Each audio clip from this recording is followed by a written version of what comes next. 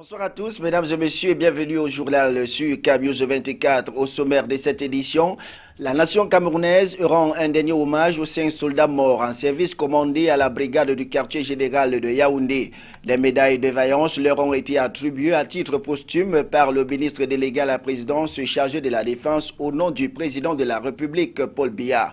Et puis en sport, renouvellement des organes dirigeants de l'association des journalistes sportifs du Cameroun. Le nouveau président de l'AJSC, branche du littoral, est connu. David Eyengezima a été porté à ce poste lors de l'élection de ce 27 septembre 2015 à Douala. C'est tout pour les titres.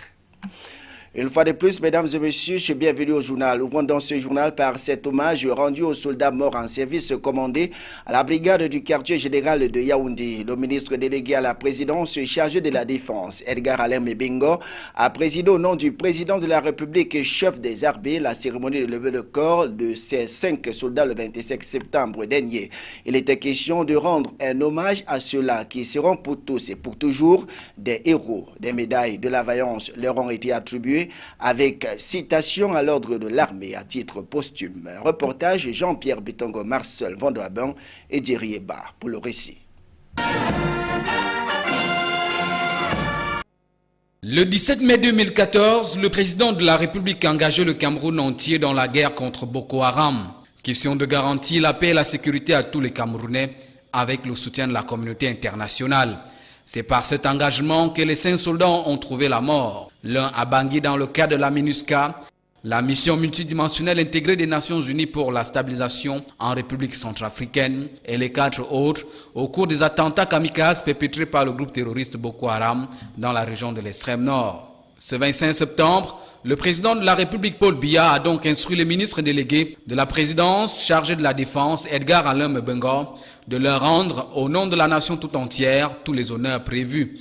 À ses côtés se trouvait le secrétaire d'État chargé de la gendarmerie nationale, Jean-Baptiste Bokam, et celui des anciens combattants et victimes de guerre, Kumpa Issa. Étaient également présents les officiers généraux et les attachés de défense. En ce moment de douleur, les familles et surtout les veuves des soldats décédés étaient inconsolables. L'affliction étrangle lorsque les circonstances de leur décès sont relatées. Et quand les gerbes de fleurs, les photos et les cercueils des défunts sont déposés à l'esplanade de la brigade du quartier général, tout ce monde est en larmes. L'instant est vraiment triste et douloureux. C'est avec beaucoup de peine que le ministre délégué à la présidence chargé de la défense va rendre un hommage mérité aux 5 soldats qui, de par leur courage, leur témérité et leur engagement, sont tombés au champ d'honneur, les armes à la main. Occasion pour Edgar Alain Mebingo d'interpeller l'ensemble des Camerounais et de réitérer la détermination résolue à mener jusqu'à son terme la guerre contre Boko Haram. Cérémonie très émouvante de lever de 5 de nos soldats qui sont morts en service commandé. L'un d'eux a trouvé la mort dans le cadre de l'engagement du Cameroun au sein de la MINUSCA à Bangui, et les 4 autres sont morts dans le cadre de la guerre contre Boko Haram dans la région de l'extrême nord. Vous aurez constaté que parmi les victimes, il y en a qui ont trouvé la mort dans le cadre des attentats kamikazes. Alors, en cette circonstance très douloureuse, le président de la République, chef des armées, son Excellence Paul Biya, m'a spécialement instruit de transmettre aux familles de nos soldats morts la reconnaissance de toute la nation. Ses condoléances les plus sincères et la compassion émue de son épouse, Madame Chantal Biya. Vous aurez remarqué qu'il a également instruit que tous les honneurs. Une note un peu plus gaie dans ce journal, c'est la sortie de 255 commissaires et officiers de police de l'école supérieure de Yaoundé. La cérémonie de remise des diplômes et épaulettes était présidée par Martin Bargangele, délégué général à la Sûreté nationale. Le compte rendu de Salomon Fouy et de Joseph Ateba.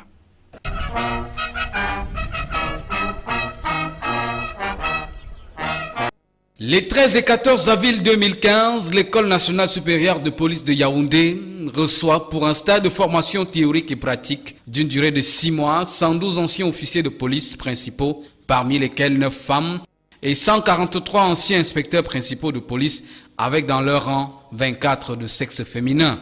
À l'issue d'un contrôle de connaissances ayant sanctionné cette formation, 117 élèves commissaires sont sortis nantis de leur diplôme. 2 ont été recalés pour insuffisance académique. 140 élèves officiers ont obtenu leur parchemin, 2 ont été recalés et 1 décédé malheureusement. Il convient de préciser que les pensionnaires de cette cuvée ont migré pour certains cadres subalternes à cadres moyens et les autres sont passés de cadre moyen à cadre supérieur de police. Au nouveau promu, le patron de la police a prescrit un service avec professionnalisme et compétence, un assainissement total des comportements pour une police exemplaire dans un contexte marqué par la recrudescence de l'insécurité transfrontalière. Il me paraît opportun de m'adresser à vous ainsi qu'à tous les fonctionnaires de police pour vous dire ce qui suit. La police camerounaise a amorcé une nouvelle trajectoire depuis novembre 2012 à la faveur des nouveaux statuts accordés par le chef de l'État au corps de la sécurité nationale. Lors d'une séance explicative de 10 textes au palais des congrès par mes propres soins et dans les 9 autres régions par monsieur le secrétaire général, vous avez spontanément, unanimement et solennellement exprimé votre reconnaissance à l'endroit du chef de l'État et en signe de reconnaissance, vous avez tous reconnu que la balle était de votre côté et pris l'engagement de changer de comportement et de vous mettre solennellement au travail. Rappelons que les tout nouveaux commissaires et officiers de police sont désormais outillés pour assumer au mieux les missions de police judiciaire, de surveillance du territoire et de sécurité publique. Le renforcement de leurs connaissances pratiques et théoriques leur a permis d'accroître leur capacité opérationnelle pour une meilleure protection des personnes et des biens.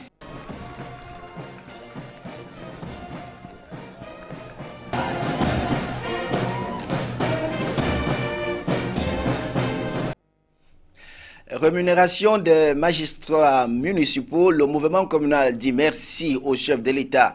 Réunis au palais des congrès de Yaoundé, les maires du Cameroun et leurs adjoints ont adressé une motion de remerciement, de soutien et de déférence au président de la République, Paul Biya. Ce dernier y était personnellement représenté par René Emmanuel Sadi, le ministre de l'administration territoriale et de la décentralisation. Le compte rendu de Salomon Foué et de Marcel Vondo. Abin. Ils sont venus des 4 coins du Cameroun. Les magistrats municipaux et leurs adjoints, sur invitation de l'Association des communes et villes unies du Cameroun, ont tenu à dire merci au chef de l'État à la suite des 2 décrets signés par Paul Biya en date du 16 septembre 2015, dont le premier fixe les modalités de rémunération des délégués du gouvernement, les maires et leurs adjoints, et le second qui accorde des avantages conséquents aux magistrats et conseillers municipaux. Il s'agit du traitement de base, des indemnités de fonction et des indemnités de représentation. À en croire Émile Anzé, le maire de la commune d'arrondissement de Yaoundé 1er et président du CEVU, principal initiateur de cette rencontre, la démarche du président de la République constitue une réponse de très grande portée face aux multiples doléances exprimées par le mouvement communal dans son ensemble, en même temps qu'elle engage les élus locaux à soutenir Paul Biya dans toutes ses actions. Pour René Emmanuel Sadi, le ministre de l'administration territoriale et de la décentralisation, représentant personnel du chef de l'État, le geste du président Biya intervient dans un contexte marqué par la fin de la première phase de transfert des compétences aux collectivités territoriales décentralisées. Il peut donc être décrypté comme l'une des articulations de sa volonté à doter à terme l'ensemble des communes de tous les moyens leur permettant de remplir efficacement leur mission. Le premier message du président de la République, c'est d'abord celui de dire aux magistrats municipaux du Cameroun qu'il est très sensible à l'initiative qu'ils ont prise de venir lui témoigner leur reconnaissance pour la décision qu'il a prise concernant leur rémunération. Deuxièmement, le chef de l'État m'a demandé de dire aux magistrats municipaux du Cameroun, leur redire tout l'intérêt qu'ils portent au mouvement municipal. Et bien évidemment, toute l'attention qu'ils portent au processus de décentralisation dans lequel nous sommes engagés depuis quelques années. En attendant les textes d'application qui viendront consacrer le caractère exécutoire de ces deux décrets, peut-on de façon péremptoire affirmer que les magistrats municipaux étaient véritablement mal lotis. Bien que toutes les communes ne soient pas logées dans la même enseigne, du fait des variances liées à leur taille, leur situation géographique et à leur volume de recettes, le parking automobile circonstanciel des élus locaux à l'esplanade du Palais des Congrès de Yaoundé en dit long. Je vous propose à présent de suivre ces quelques réactions au micro de Camnews 24. Bon, après la publication du décret du chef de l'État attribuant les salaires aux maires, adjoints ainsi que le délégué du gouvernement, je ne peux qu'être satisfait. En fait, ce décret vient régler un problème qui s'est posé depuis longtemps. Jusqu'à la publication de ces décrets-là, les maires étaient les seuls élus qui n'étaient pas vraiment rémunérés. Et les maires ne chôment pas, ils travaillent, et surtout avec la décentralisation. Donc, contrairement à ce que les gens pensent, à mon avis, ce décret vient résoudre vraiment le problème de salaire des maires. Cela va tranquilliser le maire et leur permettra vraiment de vaguer facilement à leurs occupations. Les salaires qui arrivent constituent vraiment une satisfaction pour les maires que nous sommes. Nous disons simplement que ça donnera de l'engouement à ceux qui travaillaient déjà sans cet avoir pour davantage travailler dans le souci d'améliorer le bien-être des populations.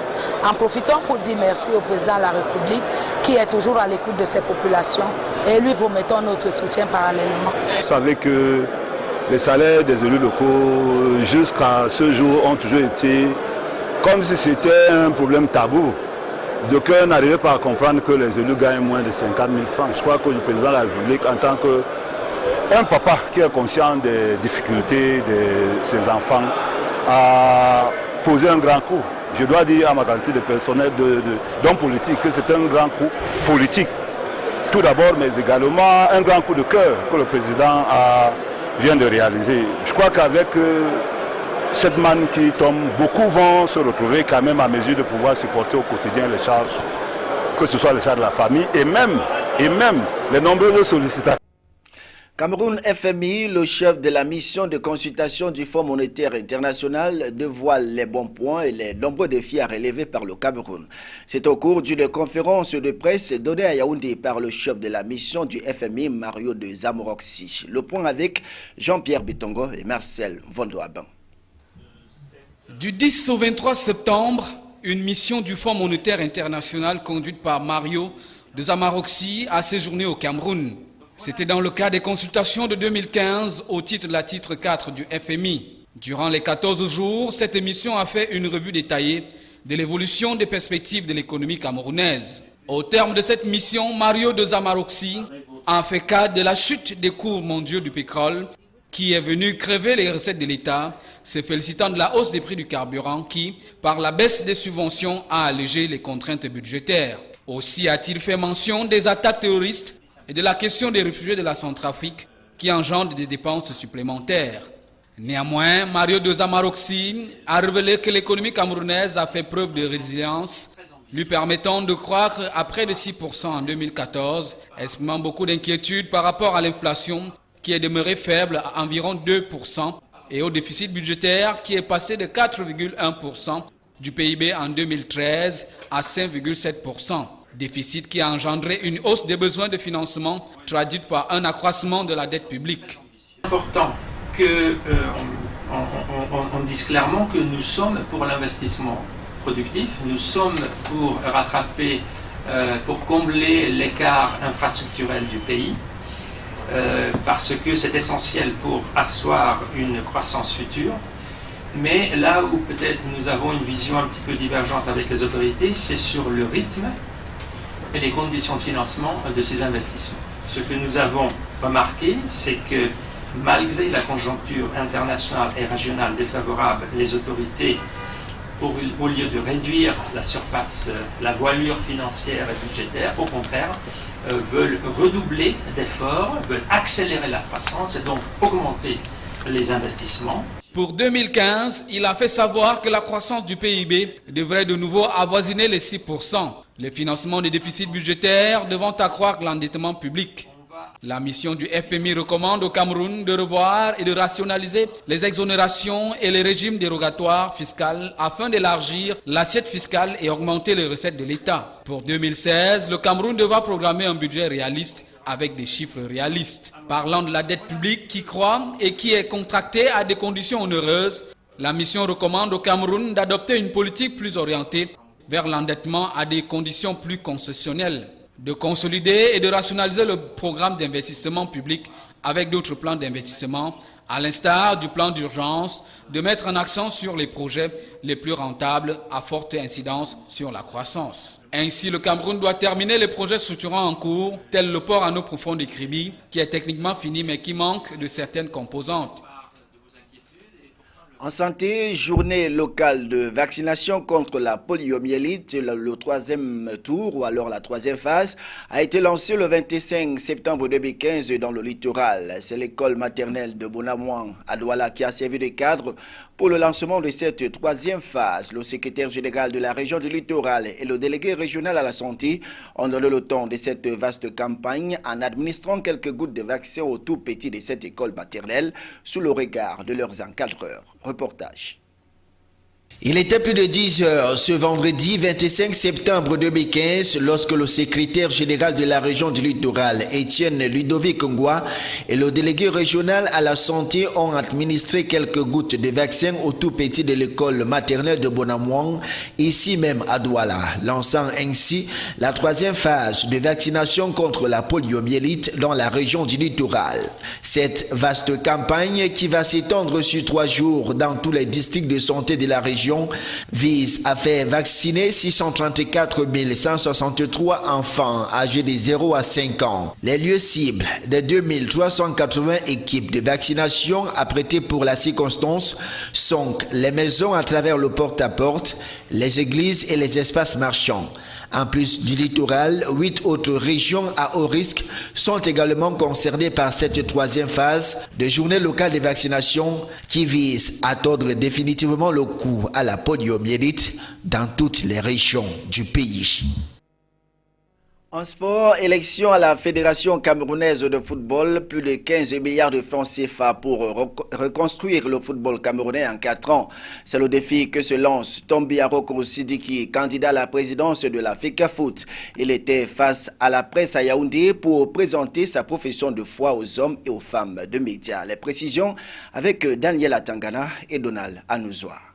C'est sous fond de réconciliation et d'apaisement retrouvé au sein des instances dirigeantes du football camerounais que s'est déroulée cette première rencontre du candidat Tombi Aroko avec la presse dans la salle de l'unité de l'hôtel Montfébé. Autour de l'ex-secrétaire général de la FECAFOOT mis en congé administratif, les ténors d'une résistance visiblement en quête de changement et qui a ébranlé pendant plusieurs mois le fonctionnement de la Fédération camerounaise de football. David Mayebi et Depadou Essomba Yenga. Pour aboutir à ce consensus salutaire, le gouvernement a pesé de tout son poids dans l'optique d'amener les deux parties à la raison. Et la matérialisation de cette paix retrouvée est le retrait de tous les dossiers litigieux pendant au tribunal arbitral de sport, le TAS. C'est une profession de foi axée sur 11 points et devant permettre au ballon rond de reprendre ses droits au Cameroun qui a été présenté aux journalistes pendant plus d'1 heure d'horloge. En vue de reconstruire un football détruit par les divisions au cours des 4 prochaines années,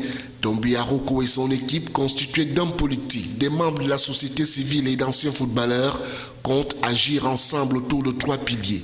Une parfaite collaboration avec les pouvoirs publics, le rassemblement de tous les acteurs du football et enfin l'action.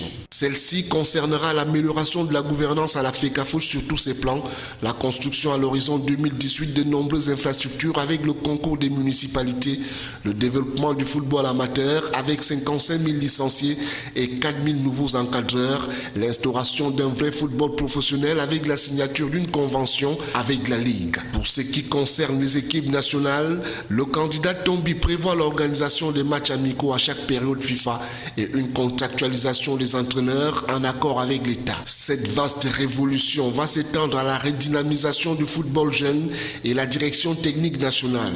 Le football sera également utilisé comme levier éducatif et de réinsertion sociale. Le tout pour un budget global de plus de 15 milliards de francs CFA, dont près de 6 milliards seront consacrés aux seules infrastructures. À la question de savoir d'où viendra cet argent, celui qui justifie sa candidature par sa forte expérience dans le domaine du football a déclaré que la consolidation du sponsoring et le partenariat avec la FIFA constitueront les principales sources de financement de ce programme ambitieux. Cette profession de foi du candidat Tombi s'est achevée par la présentation des 18 personnalités présentes dans sa liste et dans laquelle l'on retrouve l'ex-lion indomptable Jérémy Sorel Djitap, 3 sénateurs, 2 députés, un sous-préfet et des membres de la société civile, malheureusement une seule femme.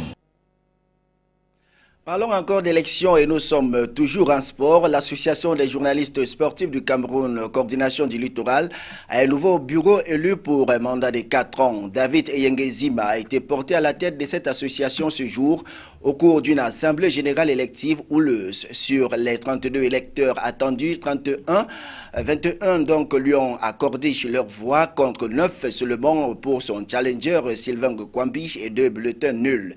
Les travaux de ce samedi se sont déroulés à la salle de conférence de la délégation des sports et de l'éducation physique pour le littoral. Michel Ateba et Josué Ngongan ont pris part aux travaux.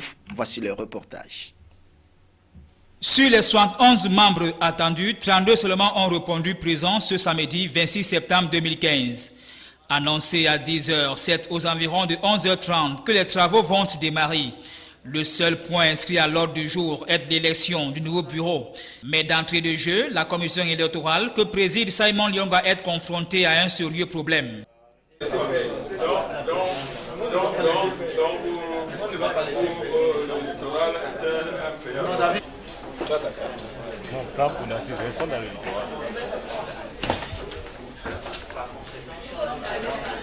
Le membre candidat à la présidence va se plier aux exigences de la commission électorale. Mais le nouveau président élu n'est pas au bout de ses ennuis. J'ai vu, au même titre que vous, des dysfonctionnements qui vont encadrer cette élection. Et je pense que pour nous, journalistes, ce n'est pas normal que ça se fasse. Le code électoral est clair. Lorsque tu payes ta carte, à l'instant, tu ne peux pas être éligible. Tu ne peux être que électeur. Par conséquent, David Eyenge vient de payer sa carte. Il ne peut pas être éligible, il ne peut que être simple électeur. L'élection va finalement se dérouler comme initialement prévu. David Eyengezima est élu avec 21 voix, contre 9 seulement pour son principal challenger, Sylvain Kwambi.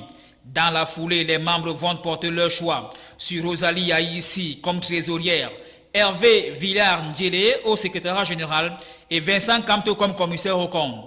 Le nouveau bureau de l'AJS du littoral a un mandat de 4 ans. Je vous propose à présent cette première réaction du nouveau président élu au micro de nos reporters.